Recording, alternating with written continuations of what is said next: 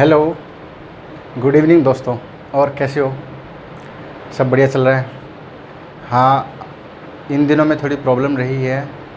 इतना टाइम निकाल लिया, 2-4 दिन बीच में निकल गए कि आपकी क्लासें नहीं हो पाई। मुझे पता है, आपके डेली मैसेज भी आए, लगभग सब ने मतलब बोला कि सर क्लास रेगुलर क्यों नहीं हो रही है। थोड़ा सा कोई काम था, है ना, इम्पोर्टेंट काम था, उसमें थोड़ा बिजी था और बस वो अब हो गया पूरा। अब आपकी क्लास में कोई प्रॉब्लम नहीं आएगी, आज से बिल्कुल रेगुलर है। ठीक है, आप बस बने रहिए, लगातार देखते रहिए। आज आपके सामने LCM HCF की हमारी क्लास चल रही थी लास्ट टाइम, है ना, तो उसमें नॉर्मल टाइप के सवाल हो चुके थे। ये भी नॉर्मल है, ज़्यादा कुछ खास नहीं। देखो, समझने के बाद हर सवाल नॉर्मल हो जाता है, उससे पहले ही उसमें प्रॉब्लम रहती है कि यार ये सवाल कैसा है, मैंने आज तक देखा नहीं, मुझे इसमें प्रॉब्लम हो रही है। ऐसा कुछ नहीं होता है। अगर आप सवाल को समझ लेते हैं तो वो बहुत ईजी हो जाता है। ठीक है, बस सिर्फ हमें इसके अंदर के प्रोसेस को समझना है कि आखिर इसमें हो क्या रहा है, कैसे हम संख्याएं ज्ञात करेंगे। ठीक है, तो देखो आजकल सवाल कुछ ऐसे बनने लग गए हैं, पहले वाला नहीं, सीधा संख्या दे दिया हो गया काम। आजकल सवाल आता है बेसिक, जो सवाल सीखते हैं हम, इसीलिए मैं बेसिक पे ध्यान देता हूँ। बेसिक प्रॉपर्टी जो सवाल की चलती है उसके बीच में से सवाल पूछते हैं। ठीक है ना, ये वही सवाल है।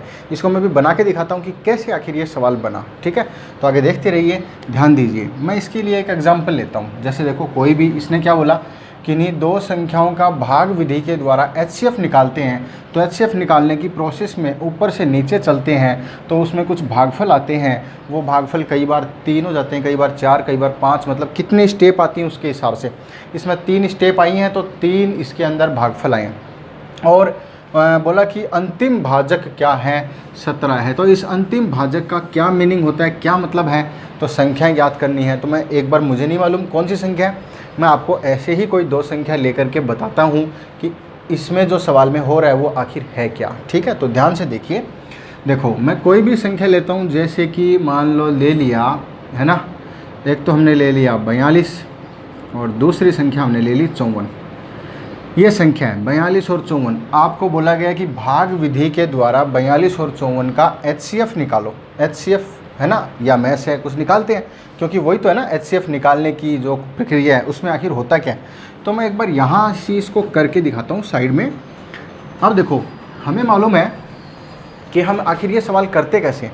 हम करते हैं हमेशा कि एक बड़ी संख्या में छोटी संख्या का भाग देते हैं, सबको मालूम है ना। तो बड़ी संख्या ये 54 है, तो इसमें छोटी संख्या यानी कौन सी है, 42 है, उसका भाग देंगे। ठीक है, तो मैंने 42 का भाग दिया, किस में भाग दिया भाई, 54 में भाग दिया। ध्यान देना, देखो क्या क्या हो रहा है, जो हो रहा है ना उसी के अंदर से सवाल पूछा गया है। ऐसा नहीं कि देखा और ऐसे कर दिया सर, नहीं, प्रोसेस। हाँ, समझ में आने के बाद आप डायरेक्ट करने लग जाएंगे, ये पक्का है। ठीक है, अब मुझे बताओ इस क्या करोगे, इसमें 42 है कम 42, तो ये क्या आया है, ये भागफल आया। ये जो भागफल बता रहा है ना, भागफल, ये पहला भागफल आ गया।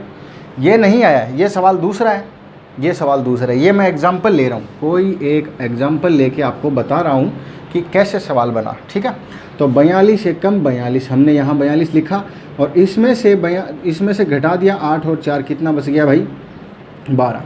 ये 12 यहाँ शेषफल बच गया। तो आप इससे आगे की प्रोसेस क्या करते हो, आप करते हो शायद जो बच गया उसका भाग देते हो, लेकिन भाग किस में देते हो, जो देखो पहले जिसका भाग दिया जा रहा था ना, उसको आप अंदर लेके आओगे। 42, बात समझ में आ रही क्या।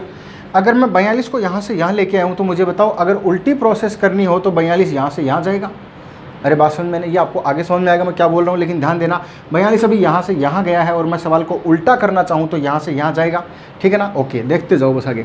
अब मुझे बताओ इससे आगे आप कैसे करोगे भाई, 12 का भाग दोगे इसके अंदर, 12 एक कम 12 सॉरी 12 दूनी 24, 12 तिया 36, तो 12 तिया आ गया भाई 36 तक भाग गया और इसके अंदर कितना बच गया, फिर 6 बच गया। आप सबको मालूम है कि जब तक ये बचता जाएगा तब तक ये प्रोसेस ख़त्म नहीं होगी। ये प्रोसेस उस समय ख़त्म होगी जब ये बचना बंद हो जाएगा, यानी भाग पूरा चला जाएगा। अब 6 बच गया तो 6 का भाग देंगे। ये मैं पूरा पढ़ा चुका हूँ कि ऐसे भाग विधि से HCF कैसे निकालते हैं, हमारी पीछे की क्लास में आप देख सकते हैं, HCF की पिछली क्लास है ना।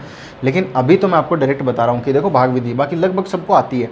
तो इसमें इसको भाग दिया, ये बच गया, जो बच गया उसका भाग देते हैं किस में, जो पहले भाग दे रहा था उसमें। अब इसका भाग देने पे फिर बच गया, अब जो बच गया इसका भाग दें किस में, जो पहले भाग दे रहा था, 12 का भाग दे रहा था, 12 को अंदर लेके आओ और यहाँ पर हम क्या करेंगे, 6 दूनी क्या करेंगे भाई 12। इस बार काम निपट गया, इससे आगे भाग खत्म। यानी लास्ट में 6 का भाग गया, देखो पहले 42 का दिया, फिर 12 का दिया, फिर 6 का दिया, तो ये क्या है, तीनों ही पार्ट में कंटिन्यूसली क्या है, ये वो संख्याएं हैं जिनको हम कहते हैं इनका भाग दिया जा रहा है, यानी भाजक है। बात समझ में आ रही क्या? और ये कौन सी संख्या है, ये वो हैं जो भागफल है। मेरी बात समझ में आ रही है कि भाई क्या है, ये भागफल है। तो देखो इसमें जो सवाल में है ना, भागफल प्राप्त होते हैं 1, 3, 2, ये देखो सेम ही मिल गया भाई इसके अंदर। मेरी बात समझ में आ रही क्या? चलो सेम मिल गया, कोई बात नहीं, जो मिल गया वो। लेकिन देखो लास्ट में जिसका भाग दिया था ना, लास्ट वाली संख्या, अंतिम भाजक कह सकते हैं हम इसको। क्या है? अंतिम भाजक। आप ध्यान दो, ये अंतिम भाजक ही तो मैसे होता है भाई। अंतिम भाजक क्या होता है? मैसे, यानी कि HCF। क्या इस सवाल में अंतिम भाजक दिया गया है? आप ध्यान दो, आपको अंतिम भाजक दिया गया। इट मीन्स अंतिम भाजक का मतलब है ये में से दिया गया है। मेरी बात समझ में आ रही क्या? तो संख्याओं का में से कितना है? 17 है। अंतिम भाजक ही में से होता है। भाग विधि के अंदर अंतिम भाजक ही क्या होता है? में से होता है। मेरी बात सबको समझ में आई? ये था एक एग्जाम्पल। अब देखो, अब मुझे बताओ, मान लो कि आपको ऊपर की संख्या नहीं मालूम, आपको सिर्फ ये मालूम अंतिम भाजक 6 है और ये नहीं मालूम, और बोला भागफल 1, 3, 2, यहाँ का भागफल 2 है, तो क्या आप यहाँ के अंदर की संख्या नहीं निकाल सकते? देखो 6 दूनी 12, ये 12 यहाँ पर है और नीचे कुछ नहीं बचा, इसका मतलब ऊपर भी 12 ही था। ऐसे करके करके हमें उल्टा जाना है ना? तो ये सब प्रोसेस करेंगे हम इस सवाल के लिए कि आखिर उल्टा कैसे जाएं, संख्या कौन सी है, तो इसको मैच कर लेना एकदम सेम टू सेम। ये तो एग्जाम्पल था, इसको साइड में छोड़ो, अब सवाल करते हैं। देखो ये कहना चाहता है कि आपने भाग में भाग दिया किसी भी संख्या में, संख्या नहीं मालूम, इसलिए एक संख्या को मैं A मान लेता हूँ, दूसरी संख्या को मैं B मान लेता हूँ। बात समझ में क्या? A का भाग B में दिया और कितनी बार गया? 1 बार गया। सर आपको कैसे पता चला? भाई सवाल में दिया भागफल क्रमशः 1, 3, 2, मतलब पहली बार 1 आएगा, फिर इसमें भाग देने पर कुछ बचेगा, माना कि C बचा। अब जो C बचता है, आपको मालूम है जो बचता है ना भाग देने के बाद, फिर उसका भाग दिया जाता है और भाग दिया जाता है, तो मैं भी भाग दे रहा हूँ। किस में भाग दिया जाता है? ये देखो, जो यहाँ वाली संख्या वो यहाँ आएगी, तो इसका मतलब ये A जो है ना, ये यहाँ पर आएगा, A आएगा क्या? अब C का भाग देंगे तो कितनी बार जाएगा? 3 बार जाएगा। कैसे पता चला?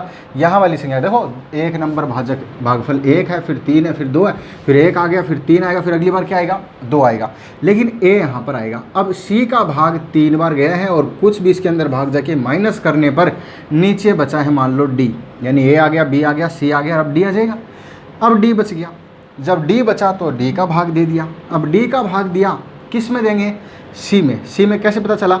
अरे भाई यहाँ जिसका भाग देते हैं फिर नीचे कुछ बच जाता है, तो बचने वाले का भाग दिया जाता है पिछले वाले भाजक में, यानी 12 देखो यहाँ से यहाँ जाएगा इसके अंदर, ऐसे ही C जाएगा इसके अंदर। तो ये जो संख्या होगी ना, जो भी वो यहाँ आ जाएगी, और इसमें D का भाग गया कितनी बार? 2 बार। D दूनी यहाँ पर जो भी संख्या आ जाएगी। लेकिन ऐसे करने पर ध्यान दो कि यहाँ पर जो संख्या है ना, इसमें कुछ भी जो बचेगा D का 2 गुना यहाँ पर संख्या आके नीचे शेषफल 0 है। मेरी बात समझ में आई ना? 0 कैसे पता चला? क्योंकि सवाल कह रहा है कि 1, 3, 2 बार भाग गया, 1, 3, 2, ये लास्ट वाला है, इसमें भाग गया और यहाँ तक 2 बार भाग गया। ये वाली संख्या जो लास्ट भाजक है, इससे पहले भाजक A था, बोला था क्या? A था, फिर C था, फिर लास्ट में D आया। अब तो भाग निपट ही गया, तभी तो 2 पर यहाँ पर पूरा हो गया, सवाल में कहा गया। तो ये जो D का मान है, आप देखो, धैर्य रखना, थोड़ा समझने में पूरा ध्यान देना। हो सकता है कि आपके ये ABCD सर आपने क्या लिख दिया, लेकिन जब पूरा प्रोसेस समझ में आएगा तो लगेगा सर ये नॉर्मल सवाल था, लेकिन आपके एग्ज़ाम में आ सकता है, ठीक है ना? इसलिए ध्यान से पढ़ें, ठीक है? ये मत समझना कि सर ये नया सा सवाल है, अजीब सा है, बिल्कुल बहुत सिंपल है, कुछ भी नहीं है, सिर्फ प्रोसेस को समझिए, ठीक है? तो आपको समझ में आ गया होगा। A का भाग दिया, 1 बार गया, फिर नीचे C बचा, फिर जो बचता उसका भाग दिया जाता है पिछली संख्या में, उसको अंदर A को लेके आओ, फिर C का भाग दिया, फिर D बच गया, फिर D बच गया तो D का भाग देंगे, जो बच गया उसका भाग दे जाएंगे, फिर इसको अंदर लेके आएंगे। ऐसे करके अंदर अंदर चलता रहेगा, जब भाग खत्म हो जाएगा तब काम रुकेगा। और ये आया लास्ट भाजक, इट मीन्स मैस है, और लास्ट भाजक कितना है? 17, यानी यहाँ D का मान कितना है? 17। तो ध्यान दो, यहाँ कितना है? 2 बार भाग गया, 17 का 2 बार भाग गया, इसका मतलब यहाँ जो संख्या आई वो 17 दूनी 34 आई, और नीचे कुछ नहीं बचा। इट मीन्स C की जगह पर भी क्या था? 34 था। यहाँ क्या है? ये C तो है, तो सी की जगह पर क्या आ गया भाई 34 आ गया। 17 दूनी 34 और घटाने पर कुछ नहीं बचा क्योंकि लास्ट का भाजक यही तो है। बात समझ में ना, मैथ से दे रखा है अंतिम भाजक 17 है, डी आ गया। ओके, अब आपको मालूम है यहाँ वाली जो संख्या होती है ना वो यहाँ होती है। देखो मैंने सी भी लिख रखा है, ये सी है, ये यहाँ पर आएगा। इट मीन्स सी को मैं यहाँ पे हटाता हूँ और सी के बराबर कितना यहाँ संख्या थी 34। अगर यहाँ संख्या 34 थी तो यहाँ कितनी थी, यहाँ थी भाई 34 तिया 102। लेकिन इस टाइम पर पूरा भाग नहीं गया था। 34 तिया 102 के बाद में घटाने पर ऊपर जो संख्या उसमें से घटाने पे नीचे यहाँ 17 बचा था। इट मीन्स 17 वापस जोड़ के ऊपर वाली संख्या आ जाएगी। तो 102 में 17 जोड़ो कितना आएगा 119। बोलो बात समझ में आई क्या? तो ए का मान 119 आ गया, यानी यहाँ पर जो संख्या आएगी ए बराबर वो क्या आएगी 119। अब 119 का भाग गया था इसमें, 119 से कम 119, बस उल्टा चलेंगे और कुछ नहीं। और इसमें से जो यहाँ संख्या थी उसमें से 119 घटाने पे 34 बचा था, फिर 34 का भाग दिया था 119 में, लेकिन 34 बचा था तो ऊपर वाली संख्या कितनी थी भाई? अरे इसमें से 119 घटाया तो 34 बच गया। 34 को वापस जोड़ दो, ऊपर वाली संख्या आ जाएगी। तो ये आ जाएगा 34 जोड़ने पर 153। तो यानी हमारी जो पहली दो संख्या थी वो कौन सी थी? 119 और 153। मेरे हिसाब से आपको मेरी बात अच्छे से समझ में आ गई होगी, कोई प्रॉब्लम नहीं। संख्या निकालने का काम बहुत ही आसान है, बस सीधा भागते जाओ। 17 दूनी 34, फिर यहाँ कुछ नहीं है, फिर ये क्योंकि ये तो लास्ट भाजक है ना, तो 34 था, 34 यहाँ चला गया। 34 तिया 102, ये दे रखा है सवाल में 102, नीचे 17 बचा था, 17 जोड़ के वापस ऊपर वाली संख्या निकाल लो, है ना। ऐसे करके जो भाग सीधा चला था तो हमें उल्टा चलाना है। इस पैटर्न पे ये नया सवाल बनाया गया। सबको समझ में आ गया होगा मेरे हिसाब से, कोई प्रॉब्लम नहीं। तो देखो मैं अब इससे आगे का सवाल लिखता हूँ। कुछ नहीं, सिर्फ संख्या चेंज करते हैं और देखते हैं आपके आंसर। फटाफट कमेंट बॉक्स में देना, ठीक है ना। तो वही सवाल है, इसमें मैं यहाँ पे लिख देता हूँ 2 2 1 व 3, ठीक है ना। ऐसा करने पर अंतिम भाजक जो है वो कितना है भाई 35 है, ठीक है ना। अंतिम भाजक कितना है 35 है। इतनी बात समझ में आई? तो आप फटाफट इस सवाल का आंसर दीजिए, है ना। हाँ, तो आपने कर लिया होगा मेरे ख्याल से। देखो नहीं किया तो आज हम आपको बताते हैं इससे नेक्स्ट सवाल। इसको मैं पढ़ा रहने देता हूँ ताकि आपको बात समझ में आ जाए। देखो बहुत सिंपल है, इसमें भाग दिया 2 बार गया, फिर यहाँ जिसका भाग दिया था वो संख्या यहाँ आ जाएगी। सबको मालूम है ABCD लिख दूँ, चलो AB, नीचे बचेगा यहाँ पर C का भाग दिया तो यहाँ पर जो आया वो क्या आएगा A आएगा, अंदर A आएगा। देखो पिछली संख्या अंदर आती है। फिर C का भाग दिया तो यहाँ पर कितनी बार गया 2 बार। देखो वहाँ से पता चल रहा है 2 बार 2 बार, फिर 1 बार, फिर 3 बार, है ना। ऐसे करके तो यहाँ से कुछ बचा और वो क्या बचा D। अब D का भाग जाएगा किस में? C में, पिछली संख्या अंदर आ जाएगी। फिर कितनी बार गया? 1 बार गया। फिर D का भाग दिया तो यहाँ पे कुछ बचा E, और E का भाग दिया किस में? फिर D में, D अंदर आ जाएगा। यानी पिछली संख्या अंदर आ जाएगी, फिर पिछली संख्या अंदर आ जाएगी, फिर पिछली संख्या D अंदर आ जाएगी, और इस बार लास्ट का आ गया 3। और बोला कि अंतिम भाजक आपका यही है, कितना है 35 है। अंतिम भाजक कितना है भाई 35 है। अंतिम भाजक का मतलब इसके बाद में भाग पूरा हो चुका था, शेषफल 0 बचा था। इट मीन्स यहाँ की संख्या निकालनी हो तो बहुत सिंपल है कि नीचे कुछ बचा ही नहीं। तो ये 35 तिया 105, यहाँ 105 आया था और ऊपर कोई संख्या थी उसमें से घटाने पे 0 बचा। इसका मतलब ऊपर भी कितना था 105 था। और ये वाली संख्या क्या थी D, तो D यहाँ पर आएगा। D का मान कितना है भाई 105। बस पीछे से पीछे चलते जाओ। 105 एक कम 105, यहाँ पर आ गया 105।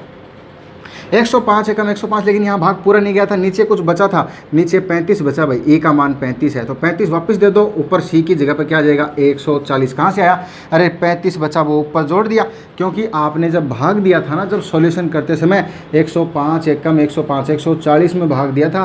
105 एकम 105 और नीचे 35 बच गया था 140 में से, तो वापस जोड़ने पर वापस मिल जाएगा। इससे पीछे चलते हैं तो ये मान यहाँ पर आएगा। सी का मान कितना है भाई 140 है, तो 140 का भाग यहाँ दिया था आपने, 2 बार गया था। 140 दूनी कितना आ जाएगा भाई 280 आ जाएगा। अब आपने ऊपर वाली संख्या में से 280 घटाया, नीचे 105 बचा है। नीचे 105 बचा तभी तो इस बचे हुए का भाग पिछले वाले में दिया था। अरे जो बच जाता है उसी का भाग देते जाते हैं, लेकिन हमें तो उल्टा चलना है। तो देखो 105 बचा, ऊपर वाली संख्या में से घटाया, इसका मतलब वापस जोड़ो इसमें, तो कितना आता है 385। तो कितना है भाई 385। तो 385 में से देखो 140 का भाग दिया, 2 बार गया, 280 नीचे बच गया ये। तो इससे ऊपर की संख्या कहाँ से लाएंगे? 385 यहाँ है तो अब ये यहाँ पर आएगा, क्योंकि 385 का आपने भाग दिया था और तब 2 बार गया था, नीचे 140 बचा था। जो बच जाता है उसी का भाग देते हैं, इसको अंदर लेके आते हैं। तो अब हमें क्या करना है? 385 का 2 गुणा करो, 5 दूनी 10, 8 दूनी 16, 1 17, 3 दूनी 6 और 1 7, 770। बोलो बात समझ में गया? इट मीन्स 385 का भाग 2 बार गया और नीचे 140 बच गया घटाने से। तो ऊपर कोई संख्या थी जिसमें से ये घटाने पर 140 बचा, तो 140 वापस जोड़ दो तो ऊपर वाली संख्या आ जाएगी 0 और 7 और 4 11 और 7 और 1 8 1 9, यानी 910। तो दोनों मूल संख्या आ चुकी हैं 910 और 385। मेरे ख्याल से आपको ये वाला टाइप अच्छे से समझ में आ गया है, इसमें कोई भी प्रॉब्लम नहीं होनी चाहिए। फिर भी किसी को दिक्कत है ना, तो आप इसको दोबारा देखें, आप इसकी प्रोसेस को समझें, क्योंकि प्रोसेस मैं आपको समझा चुका हूँ। ठीक है, तो अब हम थोड़ा सा चेंज करते हैं इसमें, नेक्स्ट टाइप अभी लिखते हैं। देखो है ना, देखो नेक्स्ट टाइप क्या होगा उसको समझना। नेक्स्ट टाइप और भी अच्छा है, और भी इजी है, ठीक है ना। देखो भाग विधि की जगह इस बार सवाल करेंगे अभाज्य गुणनखंड विधि द्वारा। अभाज्य गुणनखंड विधि सभी जानते हैं? बिल्कुल जानते हैं, नहीं जानते तो समझ लेना। अब अभाज्य गुणनखंड विधि द्वारा आपने 2 की जगह मान लो 3 संख्या ले लेते हैं। किन्हीं 3 संख्याओं का अभाज्य गुणनखंड विधि द्वारा HCF जब निकाला तो भागफल इसमें आते हैं, उसमें क्या आते हैं? इधर की साइड में भाजक आते हैं, ठीक है ना। तो जो भाग दिया जाता है तो भाजक जो है ना वो क्रमशः, एक बार मैं इनको मिटा देता हूँ, ठीक है ना। तो भाजक क्रमशः कितने कितने प्राप्त होते हैं? 2 3 3 प्राप्त होते हैं। कितने प्राप्त होते हैं भाजक क्रमशः? 2 3 और 3 प्राप्त होते हैं। अब उसमें भाग देते हैं तो अंतिम जो लाइन होती है ना, अंतिम पंक्ति, ठीक है ना, अंतिम पंक्ति जो होती है ना, उसमें क्या होता है कि अंतिम कतार में, है ना, अंतिम कतार या पंक्ति, उसके अंदर जो संख्या है वह क्या क्या बचती हैं? 1 2 3, 1 3 4 शेष बचता है, 1 3 4 शेष बचता है, ठीक है। तो तीनों संख्या ज्ञात करो। अब यहाँ देखो हम थोड़ा सा प्रोसेस को समझेंगे, आप मेरी बात को समझना। क्या है ये सवाल? किन्हीं 3 संख्याओं का, पिछला सवाल था यहाँ पे भाग विधि के द्वारा सवाल किया था, वहाँ पर हमें दे रखे थे नीचे की ओर भाजक भागफल दिए थे, यहाँ पर क्या है? भाजक हैं। तो आप जब ऐसे ऐसे सवालों को करते हो, ये लो जी ये लो जी, ऐसे ऐसे सवालों को करते हो, यह अभाज्य गुणनखंड विधि है। सबसे पहले संख्या यहाँ पे थी, नहीं मालूम कौन सी थी, लेकिन 2 का भाग गया, 3 का और फिर 3 का, अंतिम भाजक आगे क्या? ये है, देखो ऊपर से नीचे की ओर भाजक 2 3 3, और अंतिम भाजक नीचे कितना बचा? 1 बचा, 3 बचा और 4 बचा। हमें यहाँ पहुँचना है। अरे हम 2 का भाग इन सभी संख्याओं में देते हैं, और ध्यान देना जब अभाज्य गुणनखंड विधि द्वारा में से ज्ञात करते हैं ना HCF, तो HCF का एक कमाल होता है कि 2 का भाग गया तो सभी में गया है, सबसे बढ़िया बात। 3 का भाग गया तो सब में गया, क्योंकि HCF का मतलब क्या होता है? सब में भाग जाना, एक संख्या को भी नहीं छोड़ते हम, है ना। तभी तो देखो लास्ट में ये बचते हैं। अगर सभी में भाग देते अलग अलग भी तो लास्ट में एक एक बचते हैं, लेकिन अलग अलग बच रहे हैं, में से ज्ञात कर रहे हैं, ठीक है ना। तो इसका मतलब सब में भाग जाता है उसमें, ये मैं सिखा चुका हूँ। चलो तो आप मुझे बताओ इससे पीछे यहाँ क्या था? आपने कोई संख्या थी उसमें भाग दिया, 3 का भाग दिया, तो यहाँ पे था 3 एकम 3, ऊपर 3 था तभी 3 का भाग दिया, 3 एकम 3, 1 बार गया। यहाँ क्या था? फिर यहाँ भी इसको गुणा करो, 3 3 9 था, ऊपर गुणा कर दो, भाग करने पे नीचे। यहाँ क्या था? 3 चौके 12 था। इससे पिछली लाइन में ये संख्या थी, आपने 3 से इसको गुणा कर दिया। मेरी बात समझ में आ रही क्या? 3 एकम 3, फिर 3 3 9, फिर 3।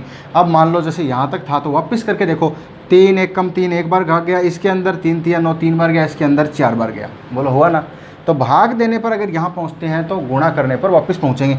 अब इससे इस लाइन का करना है तो इसका गुणा करते जाओ, 3 3 कितना आएगा भाई? 9, उससे ऊपर 9, फिर 3 9 27 आ गया, फिर उससे ऊपर 3 12 36। बोलो बात समझ में आ गया।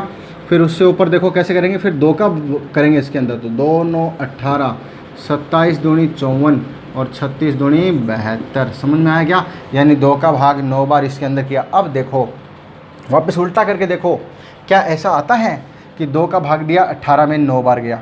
फिर 2 का भाग दिया 54 में 27 बार गया, फिर 2 का भाग दिया 36 बार, फिर 3 का भाग दो, 3 का भाग जाएगा तीनों में इतनी बार, फिर 3 का भाग दो, और यहाँ पे सिस्टम ख़त्म हो जाता है। मेरी बात समझ में आई? ये हमने ये करके देखा। अब देखो इसके अंदर डायरेक्ट एक बात समझो, है ना, डायरेक्ट कैसे करेंगे, एक तरीका समझ में आया क्या? ये बात आपको अच्छे से समझ में आ चुकी है, जहाँ तक मुझे लगता है कोई प्रॉब्लम नहीं होनी चाहिए। बहुत ईजी था ये सवाल, है ना।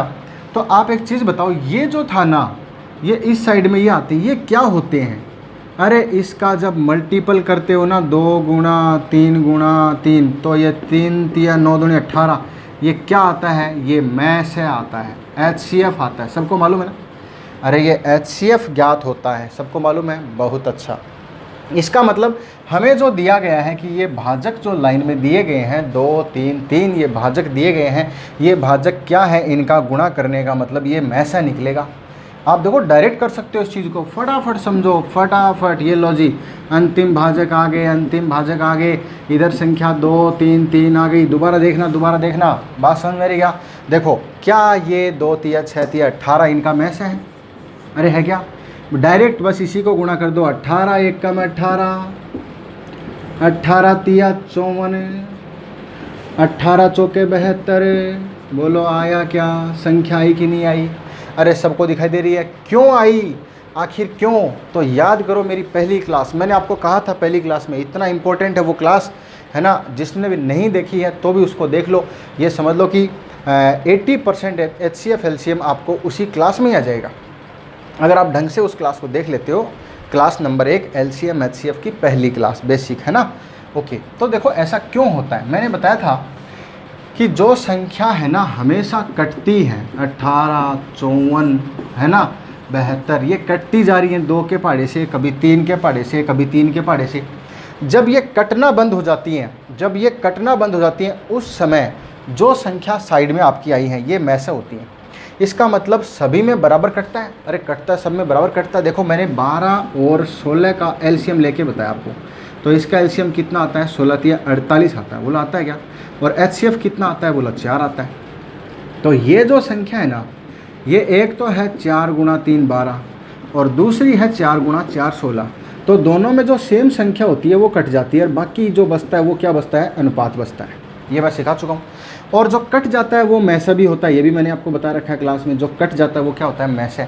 तो ये यहाँ पर इसका गुणा करने पर क्या है? ये में से ही तो है। में से को जब संख्याओं के अनुपात से, ये कटने के बाद जो बचता है ना, जैसे आप इनको काटो, 12 और 16 काटोगे ना, 4 तिया 12 और 4 चौके 16, तो ये 3 और 4 क्या बचता है? कटने के बाद अनुपात बचता है।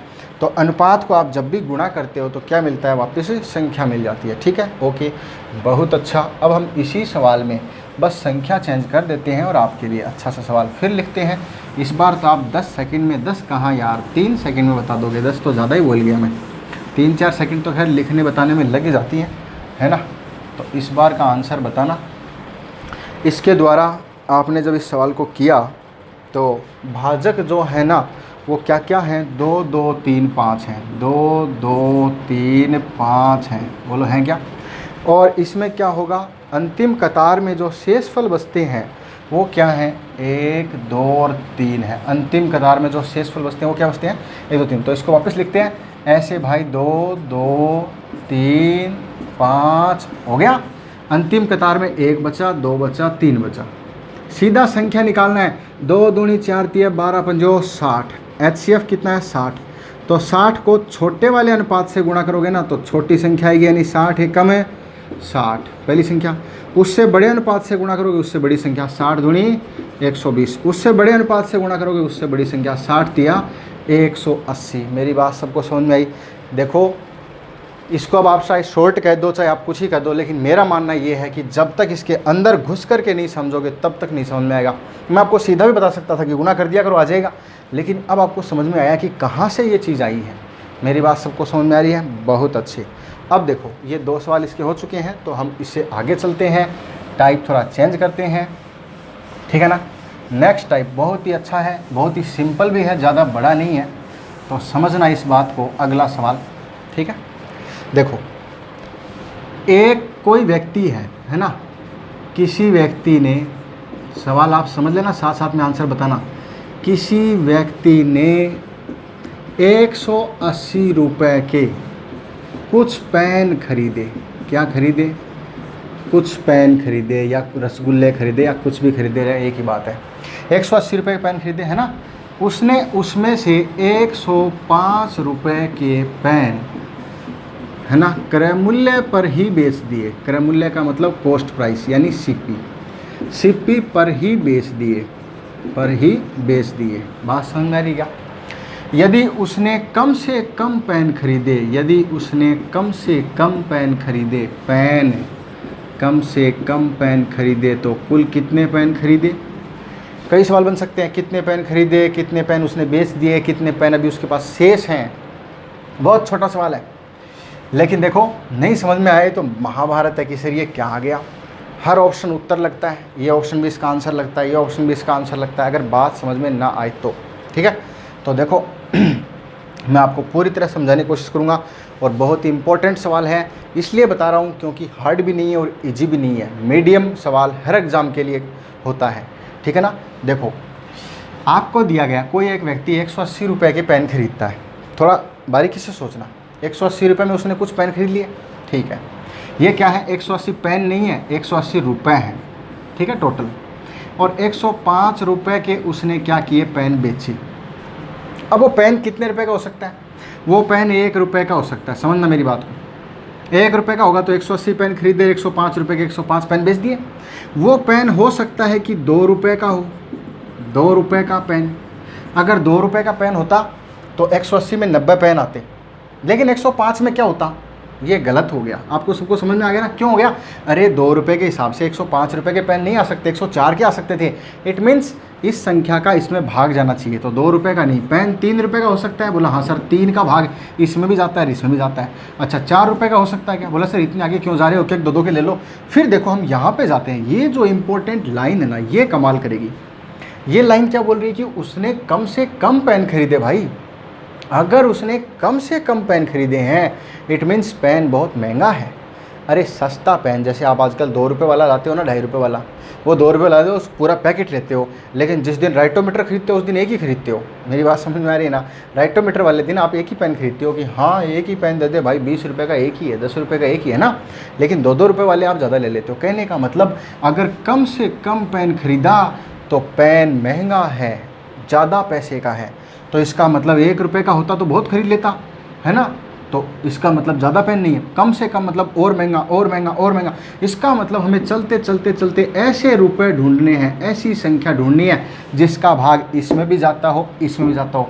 दोनों को विभाजित करने वाली सबसे बड़ी संख्या ही तो HCF होती है। अरे क्या होती है, HCF होती है। मेरी बात समझ में ना, अरे किन्हीं भी संख्याओं को विभाजित करने वाली बड़ी से बड़ी संख्या क्या होती है, मैसे होती है।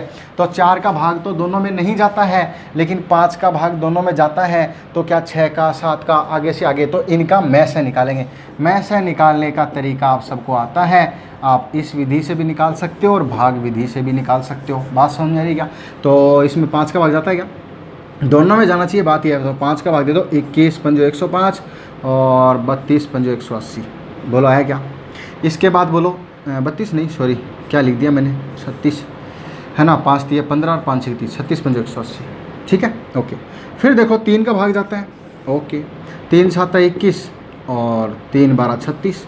अब किसका भाग जाता है, इससे आगे तो भाग जाता ही नहीं है, दोनों में भाग जाना चाहिए। मैसे लैसे निकालें तो अलग अलग निकाल सकते हैं, इट मीन्स भाग क्लोज हो गया। और 5 3 15 इनका गुणनफल ही क्या होता है, मैसे होता है। तो 5 3 15, अब क्या आया, 15 पेन आया या 15 रुपये आया, वो और बता दो एक बार। देखो समझने की बात है, क्योंकि ऑप्शन में ये भी मिलता है, ठीक है ना, पेन भी मिल जाए, मतलब मूल्य जैसे 15 मिल गया ना, अब वो 15 क्या है आपको पेन पूछ लिया, नीचे आपका तो 15 आते ही आप तो टिक कर देते हो। ये सबसे बड़ी गलती करते हो, है ना। ये नहीं कि यहाँ जो निकाला वो तुरंत आंसर आ गया। देखो हम यहाँ क्या निकाल रहे थे, 180 रुपये पेन 105 का पेन है ना, तो इन दोनों का हम HCF निकाल रहे। 1 रुपये का पेन होगा, 2 का पेन होगा, 15 का पेन होगा, HCF का पेन होगा। HCF क्या आया भाई, 15 आया। तो 15 क्या है यहाँ पे, रुपये ही तो है, क्योंकि हम क्या ढूंढ रहे थे, रुपये तो ढूंढ रहे थे भाई। इट मीन्स 15 रुपये का। ओह इतना महंगा पेन है, हाँ सर बहुत महंगा है, 15 रुपये का पेन है वो। अच्छा भाई 15 रुपये का पेन है, अगर 15 रुपये का पेन है तो 180 में कितने पेन खरीदे? इसके लिए हम क्या करेंगे, 180 में 15 का भाग देंगे और आ जाएगा 12 पेन। इट मीन्स उसने 180 रुपये में टोटल 12 पेन खरीदे थे भाई। बात समझ में आई क्या? अच्छा बेचे कितने? बोला सर 105 रुपये के बेचे। 15 रुपये तो उसका क्रय मूल्य है ही, है ना, तो 15 7 105 यानी कि 7 पेन उसने क्या किए, बेचे। तो आप ध्यान दो, आपसे पूछे कि कितने पेन खरीदे, 12 पेन खरीदे, कितने पेन बेचे, 7 पेन बेचे, कितने पेन उसके पास शेष हैं, 12 खरीदे 7 बेचे। इतना तो हिसाब लगा ही सकते हो, 5 बच गए। अरे मेरी बात समझ में आ रही कि नहीं आ रही? बहुत अच्छा। तो ध्यान देना, करना क्या है, अगर आपको पता है कम से कम पेन खरीदे तो मतलब महंगा पेन है, ज़्यादा से ज़्यादा रुपए का है। अब रुपए दोनों में भाग जाने वाली संख्या चाहिए, दोनों में भाग जाने वाली संख्या क्यों चाहिए वो आप पूरी सवाल में समझ चुके हो। मेरे हिसाब से आपको मेरी बात समझ में आई। चलो प्रैक्टिस के लिए एक सवाल और कर लेते हैं, ठीक है ना। तो इस बार मैं यहाँ पर कोई संख्या बस थोड़ी सही चेंज करनी है, और क्या है। एक व्यक्ति ने 117 रुपये के पेन खरीदे तथा 90 रुपये के पेन बेच दिए, तो बताओ कितने पेन अभी उसके पास शेष हैं, है ना। पेन का मूल्य पूछ सकता है। तो देखो इसमें क्या, 117 रुपये का पेन खरीदे, 117 में कितने पेन आए नहीं पता, कितने रुपए का पेन था ये भी नहीं पता, फिर 90 रुपये में बेच दिया, वो भी क्रय मूल्य पर बेचा। इस लाइन के कारण ही तो पता चल रहा है सारी बात का, क्रय मूल्य पर बेचा यानी जितने रुपए का लाया उतने रुपए का। तो अब मुझे बताओ, क्या हम वो पेन 7 रुपये का बेच सकते हैं क्या? अरे 7 का बेचते तो 7 × 70 होता है ना, फिर 7 का भाग जाता, वो संख्या होती 91 रुपये हो जाता है, लेकिन 90 थोड़ी होता।